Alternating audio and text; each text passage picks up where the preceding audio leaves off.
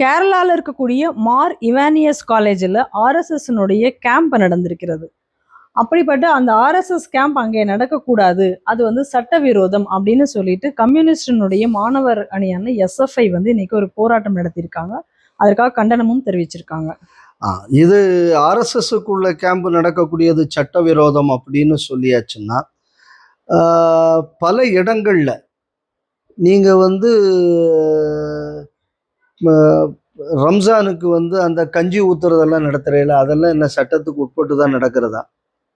இல்லைன்னு சொன்னான்னா அரசு விழால போயிட்டு இதே கம்யூனிஸ்ட் தலைவர்கள் கல்லூரி வளாகத்துல போயிட்டு அரசியல் பேசுறீங்களே, இது என்ன சட்டவிரோதம் இல்லையா?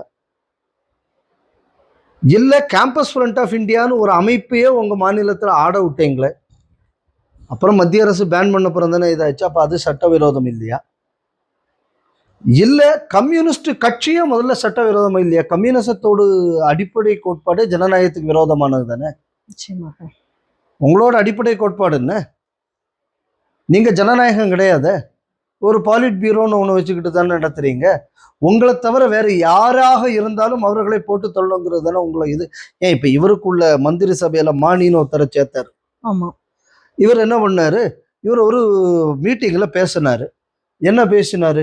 நான் என்னென்ன தலைவர்கள் எல்லாம் எதற்காக எப்படி எப்படியெல்லாம் கொன்றேன்னு பேசினாரு. அப்ப நீங்க அவரை மந்திரி சபையிலேயே ஏத்திக்கிட்டீங்களே, அப்ப அதையும் கூட ஒரு சட்டவிரோதம். இன்னும் சொல்ல போனா சைனா இந்த நாட்டுக்கு எதிராக படையெடுத்து வந்தது 62ல. அந்த நேரத்துல வந்து இதே சைனா இங்கே வந்திருந்தால் நான் அவங்கள வரவேற்பேன்னு சொன்னவர்கள் தானே இந்த கம்யூனிஸ்ட்காரர்கள். அப்புறம் இந்திய அரசியல் அமைப்பு சட்டத்துக்கு உட்பட்ட ஒரு இதுல நீங்க இன்னைக்கு ஒரு கட்சியாகவே செயல்படுறதுக்கு அருகதை கிடையாதே உங்களுக்கு. அதனால இதெல்லாம் பத்தி எஸ்எஃப்ஐ பேசுவதற்கு எந்த ஒரு தகுதியும் இல்லை. ஆனா இதை என்ன பிரச்சனை, ஏன் இன்னைக்கு இதை பத்தி எஸ்எஃப்ஐ பேசுறாங்கிறது தான் முக்கியம். இவ்வளவு நாளும் இவர்கள் ஒரு விஷயத்தில் ரொம்ப தெளிவாக இருந்தார்கள். இந்த நாட்டில் இருக்கக்கூடிய கிறிஸ்தவ துலுக்கர்களை எல்லாமே இந்துக்களுக்கு எதிராக வைத்துக்கொண்டு இவர்கள் மனதில் இந்துக்களுக்கு எதிரான ஒரு மனநிலையை ஏற்படுத்தி ஒரு அரசியலை செய்து வந்தார்கள்.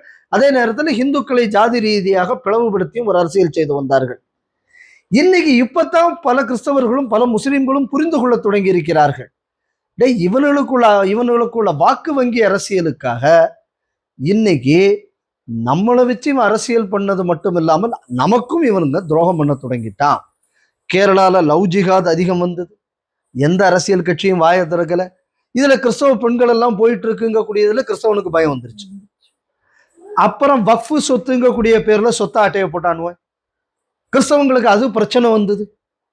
இப்ப கிறிஸ்தவம் என்ன பண்றான், மெல்ல அப்பா நம்ம இவனுக்குள்ள ஓட்டு வங்கி அரசியலுக்காக நம்ம அப்பாவி இந்துக்களுக்கு எதிராக அரசியல் செய்தோம், இல்ல நம்ம தான் இனி அழிய போறோம்னு சொல்லி இவனுக்கு மெல்ல தேசியத்தின் பக்கம் வர்றான்.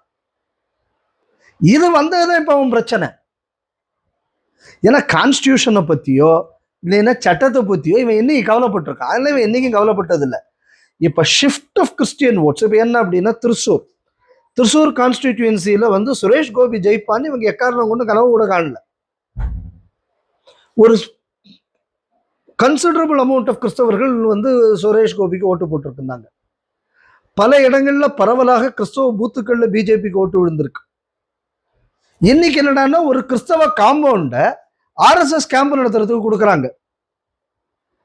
எந்த ஒரு ஆர்எஸ்எஸ் கிறிஸ்தவ மதத்துக்கு விரோதமானது என்று நாம் இவ்வளவு நாள் வளர்த்தினோமோ அவனே இன்னைக்கு அவனை கூப்பிட்டு இடம் கொடுத்துட்டானே, இனி என் பொழப்பு இனி அடுத்தது என்ன ஆகும், இதுதான் இப்ப அவங்களுக்குள்ள கவலை. இதனாலதான் இப்ப உடனே அப்படி புரிந்து எழுதுகிறாரு. இதுக்கு முன்னாடி இதெல்லாம் நடந்துடப்படாதுன்னு நீங்க ஏதாவது ப்ரோக்ராம் நடத்தணும்னா எங்கள்கிட்ட கவர்மெண்ட்ல பர்மிஷன் வாங்கணும்.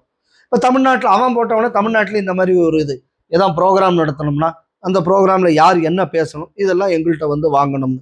ஏண்டா அப்ப உங்க கட்சிக்காரங்க போய் கையெழுத்து இயக்கம் வாங்கும்போது கேட்டுக்கிட்டா போனா, நீட்டுக்கு எதிராக உங்க எம்எல்ஏவே தான் கையெழுத்து வாங்கினாரு, இந்த கேட்டுக்கிட்டா போனாரு, அதுக்கு உங்க சிஓன்னு ஒப்புதலா கொடுத்தாரு.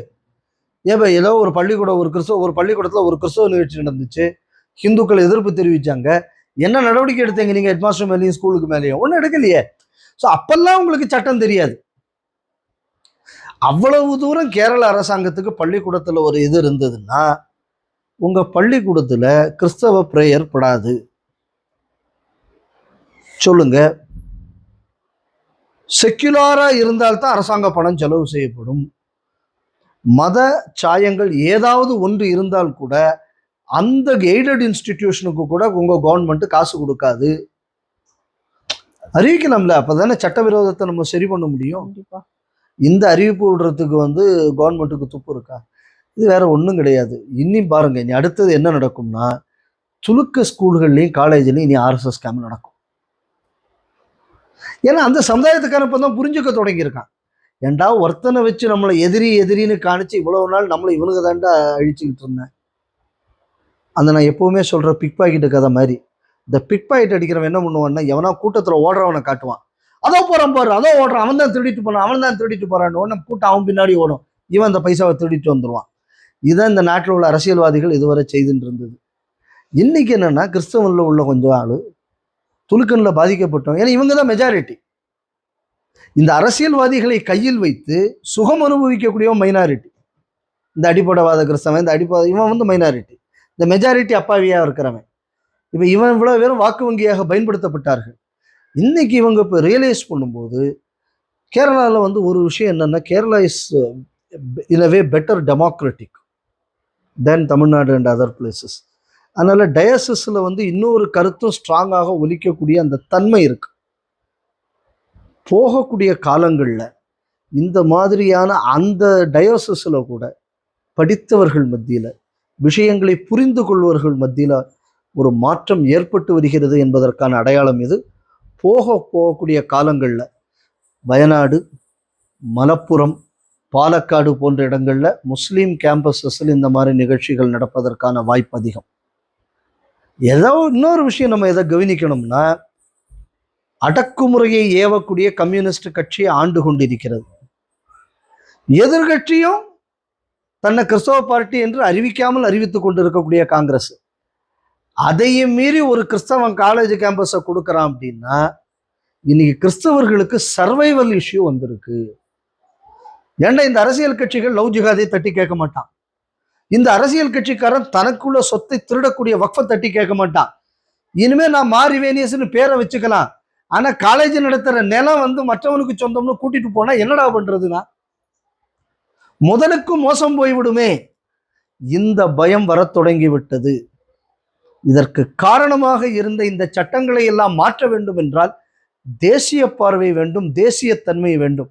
அதனால தேசியத்தின் பக்கம் கிறிஸ்தவர்கள் திரும்பி கொண்டிருக்கிறார்கள். தேசியம்னு சொன்னா ஆட்டோமேட்டிக்கா அது ஆர்எஸ்எஸ் ஆகத்தான் இருக்க முடியும். அதனால 100 ஆண்டுகள், அதாவது ஒவ்வொரு தபஸுக்கும் ஒவ்வொரு பலன் இருக்கும். தபஸ் அதிகரிக்க அதிகரிக்க அதோட பலன் அதிகரிக்கும். ஆர்எஸ்எஸ்ஸின் 100 ஆண்டு கால தபஸ், அந்த தவத்தின் பயனாக இன்று மாற்றார்களும் சேர்ந்து கொண்டிருக்கிறார்கள். இதையும் ஆர்எஸ்எஸ் சரியாக கருத்தில் கொள்ளணும்.